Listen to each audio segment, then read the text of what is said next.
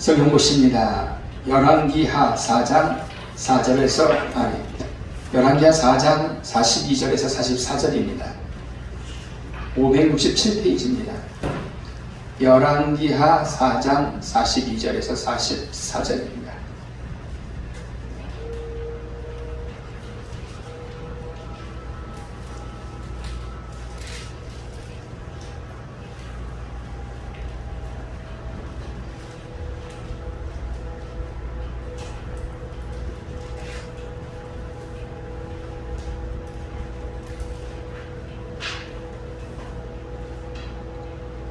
열왕기하 4장 42절에서 44절입니다. 한 절씩 교독하십니다.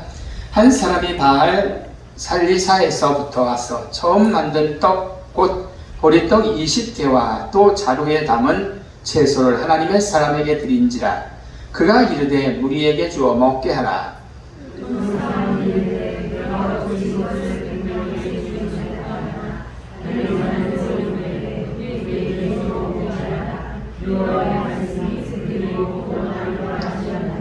한개 있습니다.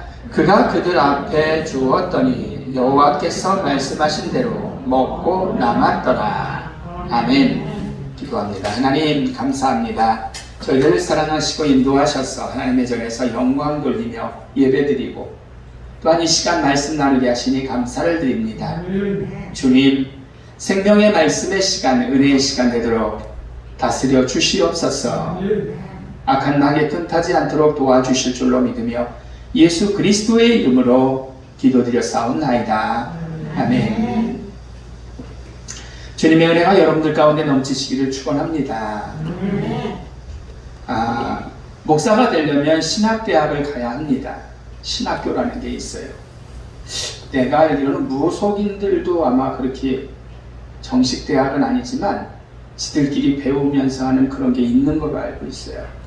근데 스님이 되는데도 분명히 있습니다.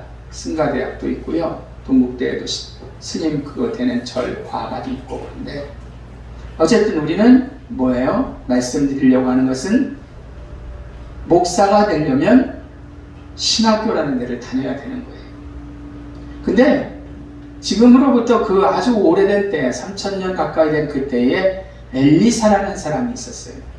그 사람은 무슨 일을 했냐면 선지자니까, 선지자라는 것은 좀 이렇게 목회자 중에서도 아주 왕 같은 그런 좀 이렇게 좀 높은 지위에 있는 사람이죠. 주님의 능력의 종이었죠, 하나님의.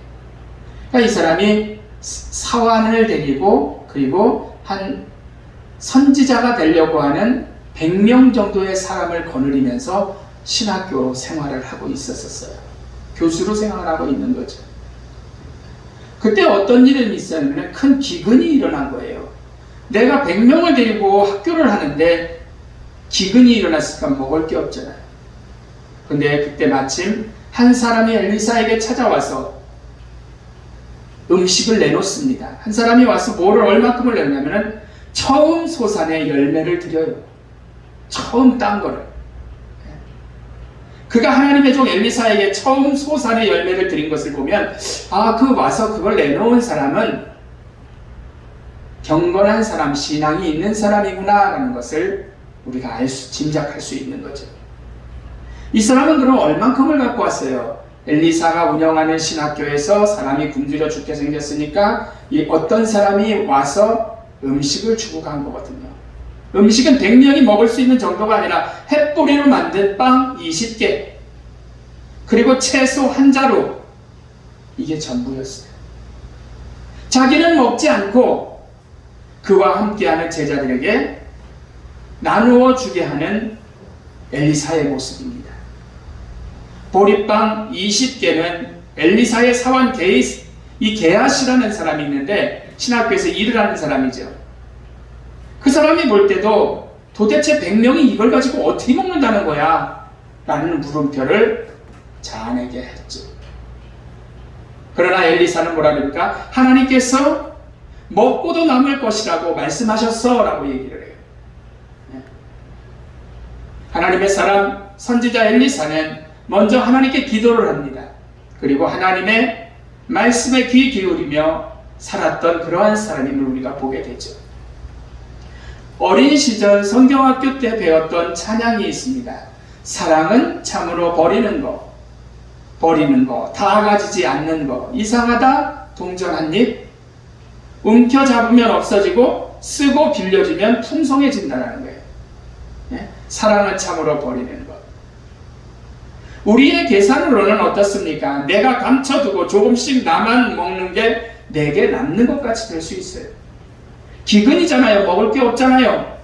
그러면 내가 가진 게 있단 말이에요. 보리빵 20개와 야채 한 자루가 있단 말이에요. 그럼 몰래 감춰놓고 나만 먹으면 나는 그런 대로 버틸 수 있잖아요. 그런데 엘리사의 사환 게이사는 그러나 우리가 젊어서 감춰놓고 조금씩만 먹으면 될 것 같았지만 과감히 하나님 앞에 드린 그런 사람의 모습을 우리가 보게 됩니다. 그러니까 결국은 나중에 풍성해지는 거예요. 여러분, 순종은 하나님께서 말씀하시는 대로 행하는 것을 순종이라고 합니다. 엘리사의 사환 게하시가 많이 토를 다고 이걸 가지고 어떻게 100명에게 나눠줍니까? 라고 했다면 이러한 역사는 일어나지 않았을 것이에요. 우리에게 필요한 것은 세상에 두 쪽 나도 뭐예요? 주님 말씀하시면 가고 주님 서라 하면 서는 그러한 모습이 우리 가운데 있어야 할 줄로 믿습니다. 소원해 같지만 결국 하나님께서 풍성히 채우시는 거예요. 그리고 은혜로 마감을 짓게 하시는 거죠. 저는 제 어린 시절 어머니 아버지의 신앙생활 모습을 보면서 당시에는 이해가 잘 안 났었어요. 그러나 지금에 와서 생각해 보면요, 하나님 앞에 참 없이 살아도 순종하고 이웃과 나누며 내 것도 없어질 것 같지만 풍성해진다라는 그러한 사실을 분명히 깨달았어요. 예수전도단이라는 선교단체가 있습니다. 거기서 잘 쓰는 말이 뭐가 있냐면은 흘려보낸다라는 말이 있어요. 흘려보낸다. 예를 들어서 권사님 한 분이 저한테 10만 원을 목사님 이거 와이셔츠라도 꼭 사입으세요. 너무 낡으셨네요. 라고 해서 주시면 그럼 내가 그 10만 원을 가지고 나보다 더 비슷비슷하게 그렇게 없는 사람에게 그걸 드리는 거예요. 그럼 그걸 받은 사람도 또 다른 사람에게 또 드리고 서로 짠 건 아니죠. 네? 이걸 흘려보낸다라고 그러죠. 나보다 필요한 사람을 생각하고 다른 사람에게 전하는 거죠. 이건 순종에서 나오는 믿음의 행위거든요. 이러한 때 하나님은 모두에게 채우시고 풍성케 하시는 줄로 믿습니다. 우리 권영문 권사님이 계시는데 여러분들이 대충 아실 거예요. 부자는 아니시죠. 하지만 뭐라도 생기면 어떻습니까? 그걸 뭐로 만드셔서 많을 경우에 많지 않아도 전 성도들에게 나누기도 하시고, 권사님이 철인이 아닌데도 불구하고 이렇게 이웃과도 나누면서 집 작게 살아도 그곳에서 경로당 같이 오히려 노인들이 와서 즐겁게 지내고 하는 이런 일들 여러분들이 아실 것입니다. 근데 그런 가운데 지금 당장 쓰면 내가 없으니까 쓰면 없어질 것 같은데 아주 풍성히 사시는 그런 모습을 저는 봅니다. 다 쌓아놓아야 먹지도 못해요. 쓰지도 못하고 결국 버리는 경우가 굉장히 많아요. 얼마나 많은지 모릅니다. 그럴 바에는 내게 손실이 되는 것 같아도 같이 쓰고 나누는 것, 이것이 전부인 줄로 믿습니다. 그럴 때 하나님은 더욱더 풍성하게 채워주신다는 거죠. 여러분, 신약 복음서에는 보리떡 5개와 물고기 2마리라는 그러한 이야기, 오병 이야기가 나옵니다. 주님께서 어떻습니까? 보리떡 5개와 물고기 2마리, 남자만 5,000명이니까 노인과 애들과 여자까지 한다면 2만 명은 좋게 됐을 거예요.